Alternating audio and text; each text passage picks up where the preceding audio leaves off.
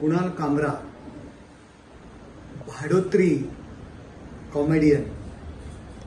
कुणाल कामरा, सापाच्या शेपटीवर पाय देण्याचा प्रयत्न करू नका. फणा काढला ना तर भारी पडेल. संजय राऊत,